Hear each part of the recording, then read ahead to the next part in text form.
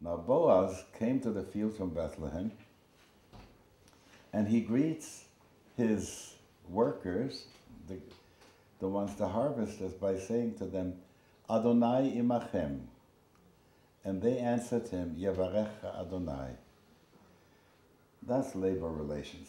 You know? Now let me say this.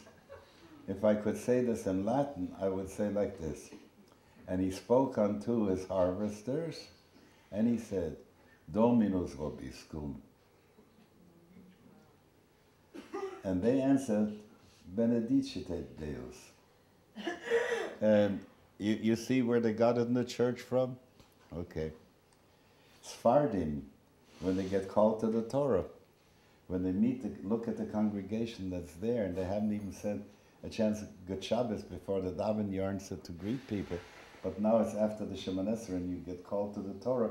So you say, Adonai imachem. And what do they answer? Yevarech Adonai. So it's a very beautiful, beautiful way.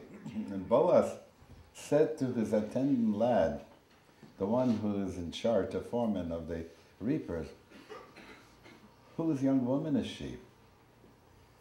And the lad, who was in charge of the reapers, said, she is just a Moabite girl who's come back with Naomi from the fields of Moab.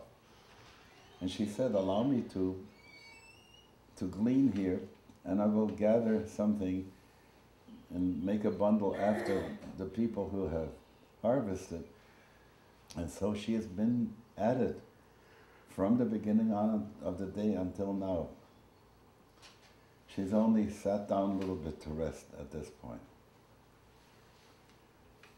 Ruth gets called over to Boaz, and he says to her, my daughter, listen to me. This is the field where I want you to go and do the gleaning. Don't go any other fields. Glean by me. Glean on me. Glean on me. Yeah. So don't go away from here, and thus cleave with my lasses. Pay attention to where they're doing the harvest, and you go behind them. And I already told the lads not to touch you. And if you get thirsty, just go and help yourself from the water that the lads have brought for all the workers here.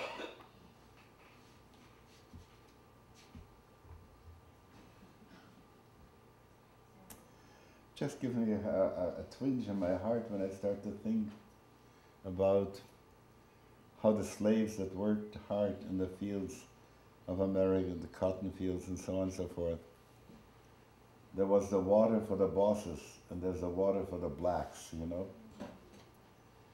And he's saying, no, no, we're all drinking from the same water. You tell him. And she is overwhelmed by that. She falls on her face and she bows down. She said, what caused you to be so kind to me, to recognize me after all? And she is saying, I'm a stranger. I'm an alien. And Boaz answered, saying, I've heard enough. It was told to me, all the things that you have done for your mother-in-law after your husband had died, how you left your father and your mother and the land of your birth in which your father was king, and you went to a people that you hadn't known before, neither yesterday nor the day before. So therefore, let God be kind and pay for you a good reward, a full reward from Yud-Heh-Vav-Heh, the God of Israel, under whose wings you have come to dwell. And she said, I'm so glad that I found favor in your eyes, my Lord. You have so consoled me. You spoke to the heart of your maidservant, and I am not even in your employ. And Boaz said to her, when the time comes to eat, go over there where the bread is laid out and dip your pita into dressing. That's the best way in which I would say it, into vinegar. And she sat at the side of the harvesters, and he gave her of the parched corn. She ate, she left, she ate, was satisfied, and she left some more. Do you remember a phrase that has something to do with eating and be satisfied and leave it? Yeah? It's in the Birchat HaMazon that we have. Achalnu v'savanu ve'otarnu kidvar Adonai. So she got up and continued to work. And Boaz commanded his lads, you just let her also go and pick the fallen stalks that are between the bundles of wheat that you've gotten together, of barley that you've gotten together.